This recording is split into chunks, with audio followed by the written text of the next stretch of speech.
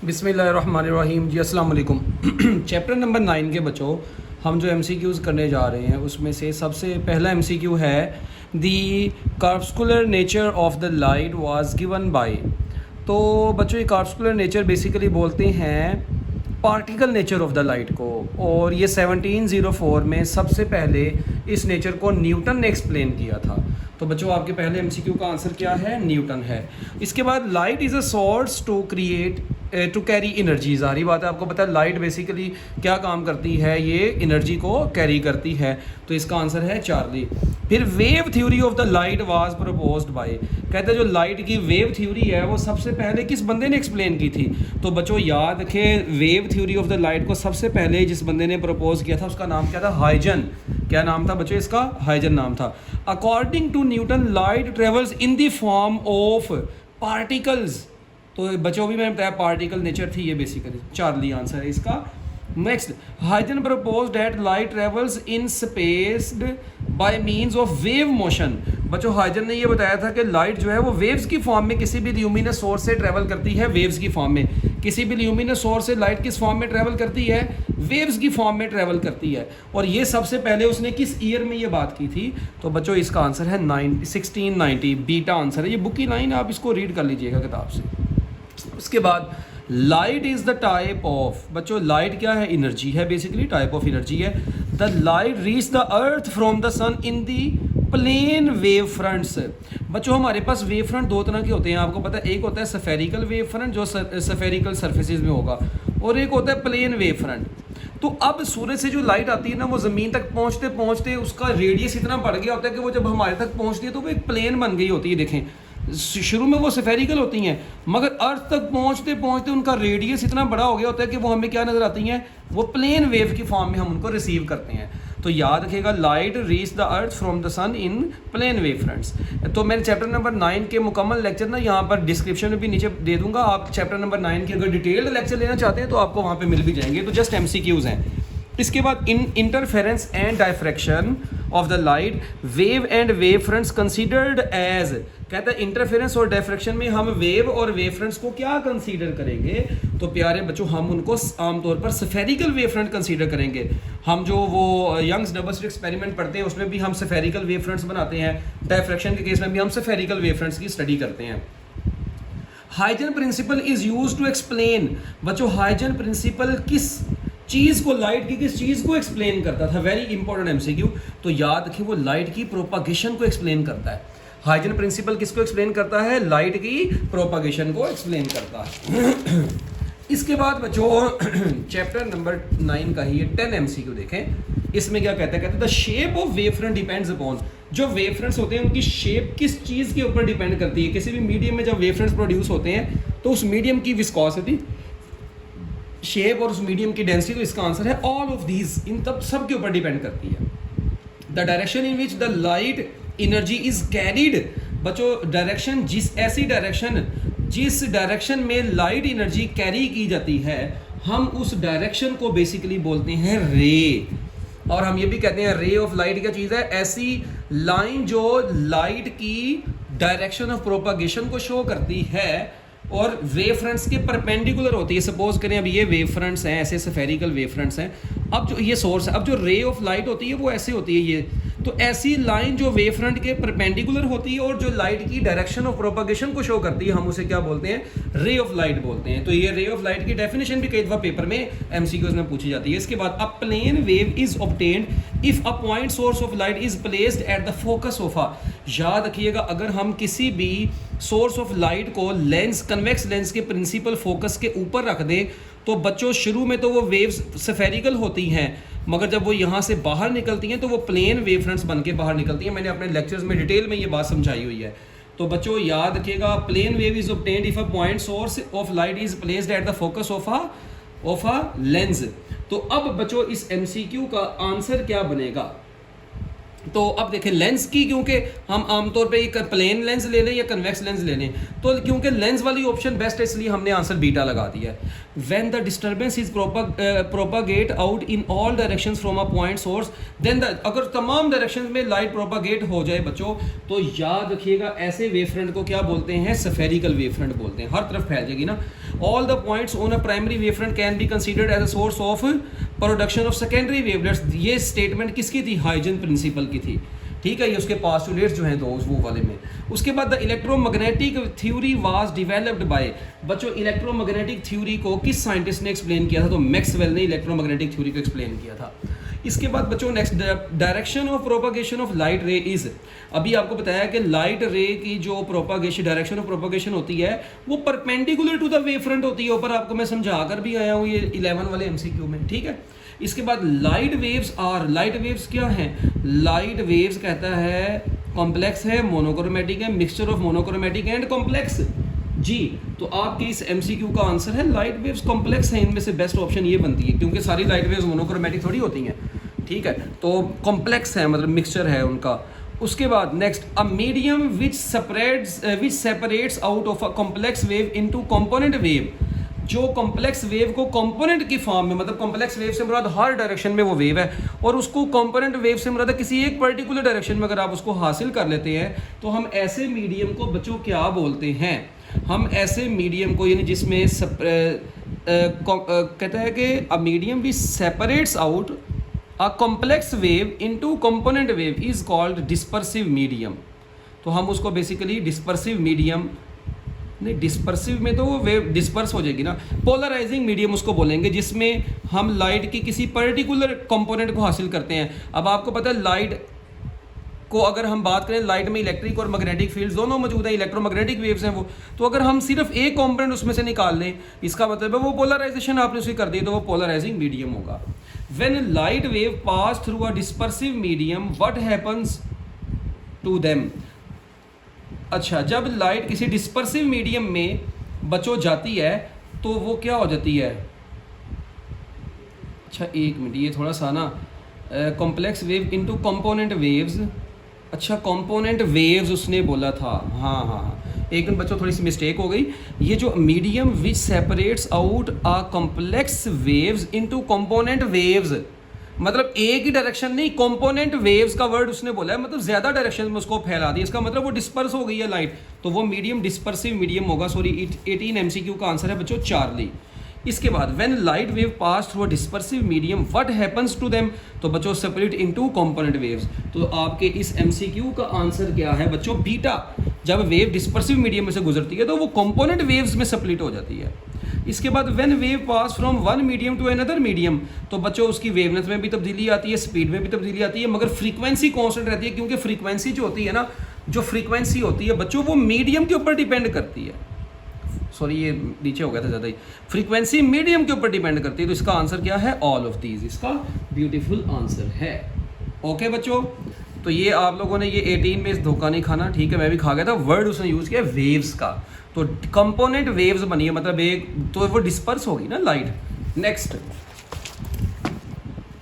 Next बच्चों MCQ है हमारे पास, electromagnetic theory of the radiation failed to explain. कहता है इलेक्ट्रोमैग्नेटिक थ्योरी ऑफ रेडिएशन जो थी वो किस चीज़ को एक्सप्लेन करने में फेल हो गई थी।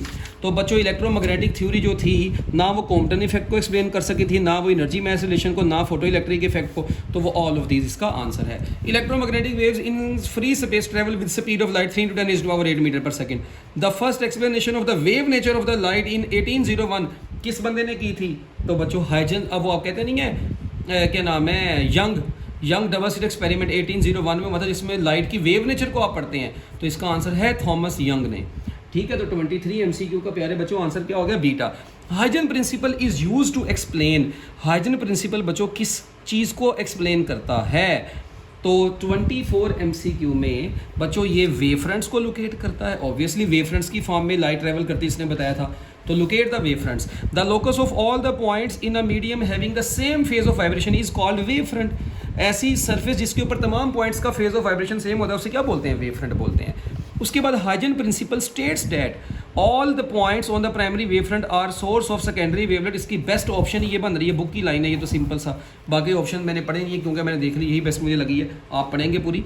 The phenomena of the resultant wave obtained by overlapping of 2 और मोर वेव्स इज कॉल्ड, जिसमें हम बच्चों दो या दो से ज़्यादा वेव्स को ओवरलैप करवा के रिजल्ट हासिल करते हैं, इस चीज़ को बोलते हैं इंटरफेरेंस ऑफ द लाइट। अगर वो ओवरलैप होके एक दूसरे का एम्पलीट्यूड बढ़ा देंगी तो कंस्ट्रक्टिव इंटरफेरेंस होगी, एक दूसरे को कट कर देंगी तो डिस्ट्रक्टिव इंटरफेरेंस होगी। फिर the monochromatic source of light emit waves having constant phase difference are called coherent sources. जिन सोर्सेज से निकलने वाली वेव्स में कांस्टेंट फेज डिफरेंस होता है उनको बोलते हैं coherent sources. Interference effect of light was verified bye, बच्चों लाइट के इंटरफेरेंस इफेक्ट को वेरीफाई किस बंदे ने किया था? तो जाहिर बात है किसने किया था? यंग डबल स्लिट एक्सपेरिमेंट में किया था, थॉमस यंग ने। विच one of the following is monochromatic light source? Very important MCQ बच्चों, इनमें से जो लाइट सोर्स है ये हम ज़्यादातर लेते हैं सोडियम लैंप, ठीक है जी, light from the sodium lamp. ये इन्फॉर्मेशन के लिए भी आप इसको याद रख सकते हैं। Two sources of light are coherent if they emit rays of, हाँ जी, rays of constant phase difference. तो बच्चों इसका बेस्ट आंसर क्या बनेगा? डेल्टा बनेगा। Same wavelength with constant phase difference या कोहेरेंट वेव्स, ठीक है। बुक की लाइन है। नेक्स्ट 32। अच्छा कहता है when the crest of the wave falls on the crest of the wave this phenomena is known as constructive interference. अगर crest से मिलता है तो कौन सी इंटरफेरेंस होती है? कंस्ट्रक्टिव इंटरफेरेंस होती है। When the crest of one wave falls over the trough of the on another wave this is known as destructive interference. फिर उसके बाद interference produced by reflected light in the thin films is constructive. हाँ जी, thin film में जो constructive interference होती है तो उसमें पाथ डिफरेंस बच्चों क्या होता है? सारी बात है, कंस्ट्रक्टिव इंटरफेरेंस में जो पाथ डिफरेंस होता है वो इंटीग्रल मल्टीपल ऑफ लैम्डा होता है, एम लैम्डा होगा। तो d sine theta path difference होता है which is equal to m lambda. In order to get interference of the light waves, तो बच्चों अगर आपने लाइट वेव्स की इंटरफेरेंस हासिल करनी है तो आपको क्या करना पड़ेगा? Sources should be monochromatic, coherent, constant phase coherent होने चाहिए, सुपरपोजिशन लॉ उसके ऊपर ओबे होना चाहिए। इसका आंसर है ऑल ऑफ दीज, ठीक है। Next, the condition for constructive interference, constructive interference में जो पाथ डिफरेंस होता है इंटीग्रल मल्टीपल ऑफ लैम्डा होता है, और डिस्ट्रक्टिव इंटरफेरेंस में odd integral multiple of lambda by 2 होता है। तो डिस्ट्रक्टिव इंटरफेरेंस में odd integral multiple of lambda by 2 होता है। तो चार्ली आंसर है। फिर in Young's double experiment the path difference for bright fringe d sine theta is equal to m lambda, और जो डार्क फ्रिंज होती है उसके लिए d sine theta is equal to m+1/2 lambda होता है, जिसको हम क्या बोलते हैं? 2m+1 लैम्डा बाय 2 भी बोलते हैं, ठीक है। नेक्स्ट बच्चों, the distance between two adjacent bright और dark fringes is known as fringe width, या इसको फ्रिंज स्पेसिंग बोलते हैं, और वो डेल्टा वाई बराबर होता है lambda L over d, lambda L over D. तो बच्चों 40 MCQ का आंसर क्या है? अल्फा आंसर है, ओके। अच्छा जो इसके बाद in Young's double experiment fringe spacing delta y is equal to lambda L over d. अब लैम्डा एल ओवर डी जो है वो बच्चों यहाँ पर कौन सी ऑप्शन बनेगी? हाँ, अब थोड़ा सा सोचना पड़ेगा आपको, बल्कि सोचने की क्या बात है, वो जो ये जो लैम्डा एल है ना, जो एल है ना, उसने बेसिकली यहाँ पर एल को बोल दिया ये कैपिटल डी से रिप्रेजेंट करती है। डिस्टेंस बिटवीन, वो आपको पता है ना, 2 स्लिट्स थी और स्क्रीन, इनके दरमियान के जो डिस्टेंस है उसको हम कई दफ़ा कैपिटल डी से भी लिख देते होते हैं। तो और ये जो लाइट रेज आती थी, ये मिलती थी, वो फिर ये इनके दरमियान की जो स्पेसिंग होती थी इसको स्मॉल डी से रिप्रेजेंट करते हैं। पूरे लेक्चर्स में डिटेल में मैंने ये बात आपको बताई हुई है। तो बच्चों इस MCQ का आंसर यंग्स डबल एक्सपेरिमेंट में जो फ्रिंज स्पेसिंग है वो lambda wavelength of the light है, और डी जो है वो distance between slits and screen है, और डी जो है ये स्मॉल डी जो है ये सेपरेशन बिटवीन द स्लिट्स है। तो इसका आंसर है Charlie. In Young's experiment if white light is use, तो बच्चों हमें अगर वाइट लाइट यूज़ की जाए ना, अगर तो मोनोक्रोमेटिक लाइट यूज़ करें तो हमें ब्राइट और डार्क फ्रिंजेस दोनों हासिल होती हैं। अगर आप वाइट लाइट को इस्तेमाल करेंगे यंग्स डबल स्लिट एक्सपेरिमेंट में तो बच्चों alternate bright and dark fringes हमें हासिल होंगी। अब इस MCQ के मुताबिक वैसे इसमें होता ये है कि हमें कलर्ड फ्रिंजेस नज़र आ जाती होती हैं बेसिकली, तो 9 फ्रिंजेस वाली ऑप्शन भी नहीं बनेगी, अकेली ब्राइट वाली भी नहीं बनेगी, अकेली डार्क वाली भी नहीं बनेगी, तो ऑल्टरनेट वाली ऑप्शन किसी हद तक सही बन सकती है। वैसे एंटी टेस्ट में जब हम इसको बताते हैं तो इसका और तरीक़ेकार है, वो लेंथी एक डिस्कशन है, वो मैंने एंटी टेस्ट के लेक्चर्स में एक्सप्लेन की हुई है। The distance between any 2 consecutive bright fringes is called fringe spacing, इसको बोलते हैं fringe spacing. The interference fringes spacing depends upon delta y is equal to क्या formula lambda L over D. तो fringe spacing separation पर भी depend करती है, distance के ऊपर भी डिपेंड करती है, और उसके बाद वेवलेंथ के ऊपर भी डिपेंड करती है। तो इसका आंसर है all of these. A thin film is a transparent medium whose thickness is comparable with the wavelength of the light. Book की लाइन है, very important MCQ। A thin layer of oil on the surface of water looks coloured due to interference of the light, क्योंकि जो interference क्या नाम है thin films में interference होती है उसी की वजह से तो हमें कलर्स नजर आते हैं उसके ऊपर। So bubbles in sun light appears coloured due to interference of the light, interference of the light की वजह से। ब्रिलियंट एंड ब्यूटीफुल कलर्स भी सो बबल्स के ऊपर नजर आते हैं, किसकी वजह से? इंटरफेरेंस ऑफ द लाइट की वजह से। तो आप देखें ये सारे एमसीक्यूज हैं जो पेपर में बार बार एक ही टॉपिक में से आए हैं। अ white light passes through a prism is, जब वाइट लाइट किसी भी प्रिज्म में से बच्चों गुजरती है तो वो डिस्पर्स हो जाती है अपने 7 कलर्स में, violet, indigo, blue, green, yellow, orange, red. अच्छा, इसके बाद Newton ring are formed due to, सारी बात है न्यूटन रिंग भी किसकी वजह से बनती है? इंटरफेरेंस ऑफ लाइट की वजह से बनती हैं। उसमें आपको पता है वो प्लानो कन्वेक्स लेंस और फ्लैट ग्लास प्लेट के दरमियान में जो एयर की थिकनेस होती है उसके अंदर इंटरफेरेंसेस की वजह से ये जो है ना न्यूटन रिंग बनते हैं। इसके ऊपर बड़ा डिटेल्ड लेक्चर मेरा ऑलरेडी मौजूद है। अच्छा जी, इसके बाद बच्चों when Newton's ring interference is seen by the means of reflected light, अगर हम रिफ्लेक्टेड लाइट की मदद से देखें न्यूटन्स रिंग का तो सेंट्रल सपोर्ट हमें क्या नजर आता है? डार्क नजर आता है, डिस्ट्रक्टिव इंटरफेरेंस की वजह से। और अगर हम ट्रांसमिटेड लाइट की बात करें, एमसीक्यू है टेक्स्ट बुक में जो शॉर्ट क्वेश्चन है उसमें भी ये है, अगर हम ट्रांसमिटेड लाइट की बात करेंगे तो फिर हमें वो ब्राइट नजर आएगा, ब्राइट नजर आता है विद ट्रांसमिटेड लाइट। ठीक है, ये लेक्चर में डिटेल्स मौजूद हैं, ये जस्ट एमसीक्यूज हैं जिनको आप अच्छे तरीके से अंडरस्टैंड करें। मिचेल्सन इंटरफेरोमीटर किसके लिए यूज़ होता है? ऑल ऑफ दीज के लिए नहीं, कहता है एक minute, wavelength of the light के लिए, वेवलेंथ ऑफ साउंड, हाँ जी, वेवलेंथ ऑफ द लाइट को मेजर करने के लिए हम इसको इस्तेमाल करते हैं। मिचेल्सन का फार्मूला क्या था? L is equal to m lambda by 2, book का एमसीक्यू है ये। Michelson interferometer was devised in, हाँ जी, मिचेल्सन इंटरफेरोमीटर की जो डिवाइस थी वो किस ईयर में थी? आई 1881 में आई थी। When one mirror of the Michelson interferometer is moved by a distance of 0.5 millimeter, 2000 fringes are observed. The wavelength of the light used is, अभी ऊपर फार्मूला पड़ा है lambda L is equal to m lambda by 2 पड़ा है ना, तो यहाँ से अगर मैं लैम्डा निकालूंगा बराबर आएगा 2L ओवर m। अब आप देखें यहाँ पे L की वैल्यू भी पुट करें और m यहाँ पर 2000 है, तो जब बच्चों आप इसको पुट करेंगे तो आपके पास जो वेवलेंथ की वैल्यू आएगी वो आ जाएगी बच्चों 5000 एंगस्ट्रॉम। आप इसको कैलकुलेट कर लें वैल्यू पुट करके। The property of bending of the light when it passes through one medium to another medium is known as, इस जब वो बेंड हो जाती है उसको बोलते हैं रिफ। अब रिफ्रैक्शन का ऑप्शन नहीं है तो फिर हम उसको क्या बोल देंगे? फिर हमारे पास बच्चों जो बेस्ट आंसर बनेगा वो बन जाएगा डायफ्रैक्शन ऑफ द लाइट। ठीक है, bending of the light is called diffraction. वैसे जब लाइट अपने एक मीडियम से दूसरे मीडियम में जाते वक्त अपने असल पास से हट जाती है तो उसको हम बोलते हैं रिफ्रैक्शन, और जब उसकी बेंडिंग हो जाती है तो उसको हम क्या बोलते हैं? डायफ्रैक्शन बोलते हैं। डायफ्रैक्शन इफेक्ट्स आर, हाँ जी, शार्प फॉर, क्या लिखा हुआ है? More for sharp edges, less for round edges. तो आई थिंक इसका जो बेस्ट आंसर है, ये यूईटी के पेपर में भी कई दफ़ा आ चुका है, इसे ये MCQ, more for the sharp edges. Sharp edges जितने ज़्यादा होंगे डायफ्रैक्शन इफेक्ट उतना ज़्यादा विजिबल होगा अच्छे तरीके से। When we get light inside a room in a day time due to, हाँ जी, दिन के वक्त हमारे घरों में जो रूम्स में लाइट आती है वो किसकी वजह से आती है कहता है? तो प्यारे बच्चों याद रखिएगा वो लाइट हमें हमारे घरों में पहुंचती है डायफ्रैक्शन की वजह से।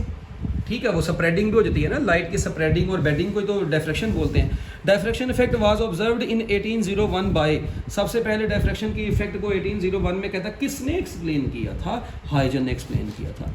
A glass plate having a large number of close equidistant parallel slits mechanically ruled on it is called diffraction grating, book की line है।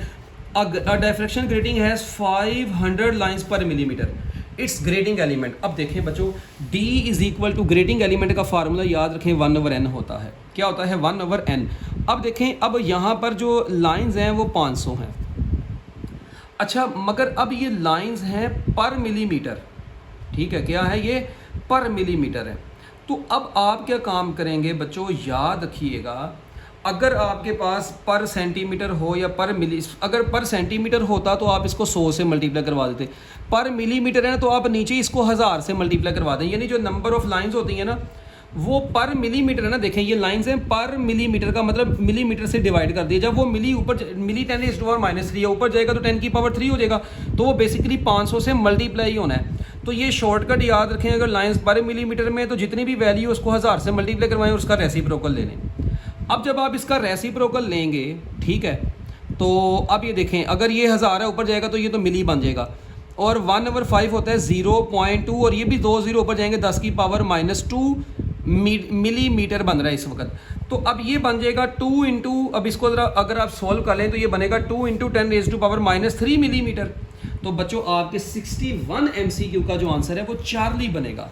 ये बड़ा इंटरेस्टिंग MCQ है, मैंने बताया अगर लाइंस पर सेंटीमीटर होती हैं आपने 100 से मल्टीप्लाई करवाना था, पर मिलीमीटर है तो आपने उसको उसी को 1000 से मल्टीप्लाई करवा दिया। हाँ, इसके अलावा अगर आपने मज़ीद इसकी डिस्कशन देखनी है तो वो आप डायफ्रैक्शन ग्रेटिंग का टॉपिक देखें, बहुत ही इंटरेस्टिंग टॉपिक और बड़ी डिटेल में मैंने इसको एक्सप्लेन किया हुआ है अपने रेगुलर क्लास के अंदर।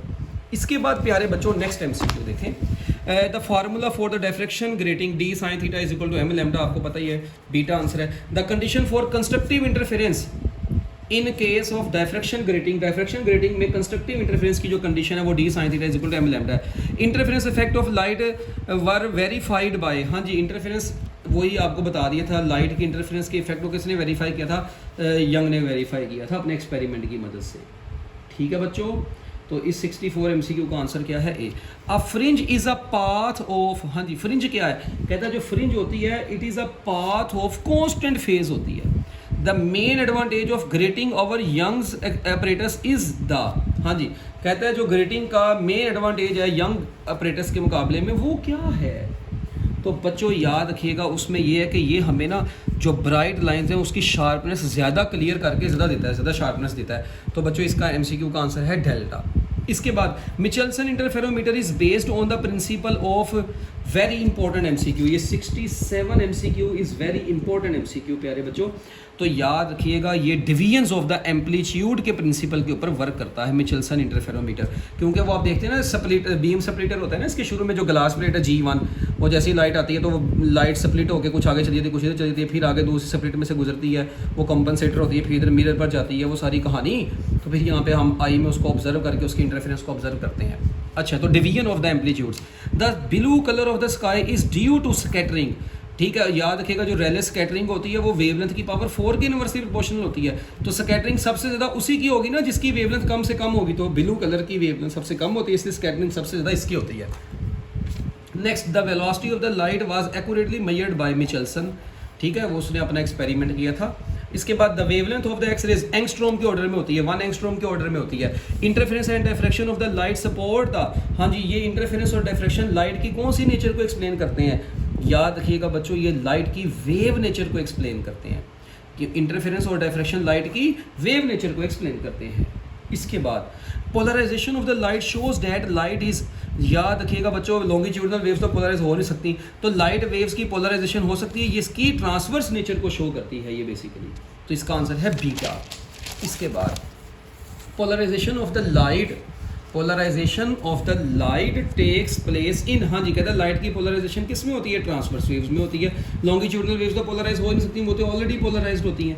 इसके बाद the polarization of an electromagnetic wave is determined by, हाँ जी कहता है जो पोलराइजेशन है इलेक्ट्रोमैग्नेटिक वेव्स की वो किसकी मदद से डिटरमाइन की जाती है, electric field, magnetic field, both. तो बच्चों इसका आंसर है इलेक्ट्रिक फील्ड की मदद से। इसकी मजीद डिटेल्स आप अब थोड़े से बड़े हो जाएंगे तो देख लेंगे। अब पोलराइज क्या चीज़ होती है बच्चों, अब polarized is a light filter used in polarimeter to analyse polarized light and adjustable shutter. हाँ जी, तो आई थिंक बुक की लाइंस के मुताबिक इसका बेस्ट आंसर जो है वो है यूज्ड इन पोलैरीमीटर, नहीं हाँ पोलैरीमीटर में ये यूज़ होता है, इसको जस्ट आप याद रख लें। Which one of the following can not be polarize, आपको पता है लॉन्गिट्यूडनल वेव्स, अब इनमें से लॉन्गिट्यूडनल वेव्स कौन सी हैं, sound waves are longitudinal waves, तो ये पोलराइज नहीं हो सकती। इसके बाद बच्चों 1 एंगस्ट्रॉम 10⁻⁻10 मीटर होता है, तो ये इस वक्त बनेगा 10⁻⁻10 को हम लिख सकते हैं 10⁻8 सेंटीमीटर। तो आपका आंसर है delta. Diffraction is a special type of, कहता है डायफ्रैक्शन बेसिकली है क्या है, डायफ्रैक्शन जो है ये एक स्पेशल टाइप है, किसकी स्पेशल टाइप है, इंटरफेरेंस की स्पेशल टाइप है। इसके बाद Young's double slit experiment proves, Young's double experiment जो होता है बच्चों वो लाइट की वेव नेचर को एक्सप्लेन करता है। 2 light waves which are not coherent can not be interfere, बच्चों वो कभी भी इंटरफेयर नहीं हो सकती, जो लाइट वेव्स क्या होंगी, कोहेरेंट नहीं होंगी, क्योंकि इसके लिए लाइट की इंटरफेरेंस के लिए कंडीशन है कि light ray should be coherent. आगे light on passing through a polaroid is, जब लाइट किसी पोलराइड में से गुजरती है तो वो क्या हो जाती है, प्लेन पोलराइज्ड हो जाती है। Very important MCQ. Longitudinal waves do not exhibit polarization. Light has कौन सी नेचर है बच्चों, लाइट के पास डुअल नेचर है, वेव नेचर भी होती है, पार्टिकल नेचर भी होती है। ठीक है। इसके बाद light waves are electromagnetic waves, तो अब इलेक्ट्रोमैग्नेटिक की नहीं है तो फिर बेस्ट आंसर है ट्रांसवर्स वेव्स। लाइट वेव्स की नेचर जो होती है वो ट्रांसवर्स होती है, ठीक हो गया। ये भी बड़ा इंपॉर्टेंट एमसीक्यू है। इसके बाद बच्चों ये वेव नेचर और पार्टिकल नेचर जो है ना, ये पार्टिकल नेचर आप चैप्टर नंबर 19 में जाकर सेकेंड ईयर में बड़ी डिटेल में पढ़ेंगे। Photo electric effect, Compton effect, pair production वगैरह ये सारे लाइट की पार्टिकल नेचर को शो करते हैं, जबकि Young's double slit experiment, diffraction, polarization ये लाइट की वेव नेचर को शो करते हैं। तो इसलिए लाइट की डुअल नेचर होती है, ये भी याद रखिएगा। इसके बाद बच्चों next MCQ, wavelength of the light on an average is given by, light की जो वेवलेंथ है वो एवरेज तौर पर बच्चों वो कितनी ली जाती है। Wavelength of the light on the average is given by, ये ऑलमोस्ट 10⁻⁻⁶ के ऑर्डर में होती है बच्चों, ठीक है। जो एक्स रेज होती है वो 10⁻⁻10 में होती है ना, तो लाइट की जो ओवरऑल वेवलेंथ होती है वो 10⁻⁻6 की एवरेज में होती है। इसके बाद light waves are electromagnetic waves, अगर बेस्ट ऑप्शन इलेक्ट्रोमैग्नेटिक वेव्स लिखा है फिर बेस्ट आंसर इलेक्ट्रोमैग्नेटिक वेव्स है। Monochromatic light means waves of same colour, same frequency, same wavelength, all of these. Path difference for destructive interference क्या हो सकता है, वो होता है आपको पता है ओड मल्टीपल्स ऑफ λ/2, तो ना डेल्टा बन सकता है d इज इक्वल टू λ/2, उसके बाद d is equal to m λ/2, यहाँ पे m क्या है ये हमें नहीं पता, तो d इज इक्वल टू, अच्छा सॉरी कंस्ट्रक्टिव उसने बोला है ना, सॉरी, तो कंस्ट्रक्टिव इंटरफेरेंस में d is equal to m lambda हो जाएगा, जहाँ पे m जो है वो 0 1 2 3 है, ठीक है। Next MCQ, the equation 2d sin theta is equal to n lambda denotes, हाँ जी इसको बोलते हैं Bragg equation, X ray diffraction by crystals के टॉपिक में लिखी हुई है। Ultraviolet rays differ from X rays in that ultraviolet rays, हाँ जी कहते हैं अल्ट्रा वायलेट रेज और एक्स रेज में जो डिफरेंस है बेसिकली वो किस चीज़ का है, तो बच्चों याद रखिएगा वो डिफरेंस ये है कि अल्ट्रा वायलेट रेज की फ्रीक्वेंसी जो होती है एक्स रेज के मुकाबले में कम होती है, बाकी पोलराइज तो वो तो दोनों ही हो सकती हैं, डायफ्रैक्शन भी करती हैं, ठीक है। तो इसका बेस्ट आंसर है ए की फ्रीक्वेंसी कम है। इसके बाद a monochromatic plane wave of speed c and wavelength lambda is diffracted at a small aperture, the diagram illustrated successive wave fronts, after what time will some portion of the wave front x y reach the point p। तो बच्चों ये देखें, अगर आप गौर से देखें ये light यहाँ से शुरू हुई, आपको पता है दो वेव फ्रंट्स के दरमियानी फासले को लैम्डा बोलते हैं, एक लैम्डा यहाँ तक 2 लैम्डा हो जाएगा, टोटल ये 2 लैम्डा, तो यहाँ से यहाँ तक का टोटल जो होगा वो 3 लैम्डा होगा। अब आपको पता है सी जो अपना क्या नाम है डिस्टेंस होगा तो वो किसके बराबर आएगा, ठीक है जी, एस इज इक्वल टू क्या पढ़ते हैं यार आप, डिस्टेंस जो है वो बराबर आ जाना है जितना ये डिस्टेंस है टोटल 3 लैम्डा और c, तो ये कितना बनेगा, ये बन जाएगा 3 लैम्डा ओवर c है, कोई ऑप्शन 3 लैम्डा ये है, तो बच्चों आंसर बन जाएगा 4 ठीक हो गया, ठीक है। और भाई s इज इक्वल टू होता है ना वी टी यार, तो t निकालना है वो बराबर होगा s ओवर v। अब s की जगह पर डिस्टेंस कितना है 3 लैम्डा और लाइट की स्पीड क्या होती है c, तो 3 लैम्डा बाय c आपका आंसर है, so 4 D option is your answer. इसके बाद बच्चों next, for which of the following colours will the fringe width be minimum. अब delta y is equal to lambda, delta y is equal to lambda L over D होता है, तो fringe width minimum उसके लिए होगी जिसकी wavelength भी कम से कम होगी। अब इनमें से कम वेवलेंथ बच्चों किसकी है, अब वायलेट की वेवलेंथ इनमें सबसे कम है, तो violet option is your answer. A diver in the lake wants to signal his distress to a person sitting on the edge of the lake flashing his waterproof torch, he should direct the beam। हाँ जी कहता है वो जो नीचे बंदा बैठा है, a diver in the lake, उसने करना एक सिग्नल भेजना है ऊपर एज के ऊपर बैठे हुए एक बंदे को लेक के, ठीक है। और तो वो बताएं, कहता है अपनी टॉर्च जो है वो उसको किस डायरेक्शन में फ्लैश करेगा जी, तो बच्चों इसका आंसर है किसी पर at the angle to the vertical which is slightly less than the critical angle, क्योंकि आपको पता है अगर angle of incidence critical angle से क्या होगा बड़ा होगा तो वो तो लाइट रिफ्लेक्ट हो जाएगी, तो अगर छोटा होगा तो लाइट की रिफ्रैक्शन होगी तो उस तक पहुंचेगी ना, तो इसलिए बेस्ट आंसर है इसका 4 ले। ये किसी एंट्री टेस्ट के पेपर का एमसीक्यू है। नेक्स्ट बच्चों कहता है the least distance of distinct vision is 25 centimetre, focal length is 5 centimetre, तो सिंपल माइक्रोस्कोप की मैग्नीफाइंग पावर क्या होगी, ये तो चैप्टर नंबर 10 का एमसीक्यू है। m is equal to 1 plus d over f, खैर तो m 1 प्लस ये 25/5, तो ये बनेगा 1 plus 5 which is equal to 6, ठीक है, तो आंसर आ जाएगा आपका 6 ही चैप्टर नंबर 10 का एमसीक्यू। उसके बाद a ray of light travels from air to glass, air से ग्लास में आई है as shown in the figure. कहता है what is the speed of the light in the glass. अब देखें, आपको पता है n इज इक्वल टू होता है c/v, तो हमने v निकालना है, वो बराबर होगा c/n के। अच्छा, अब c एयर में जो स्पीड होती है वो 3 × 10⁸ होती है। अब एयर से ग्लास में, ये ग्लास का जो रिफ्रैक्टिव इंडेक्स होता है वो आपको पता है 1.5 होता है। कितना होता है? 1.5।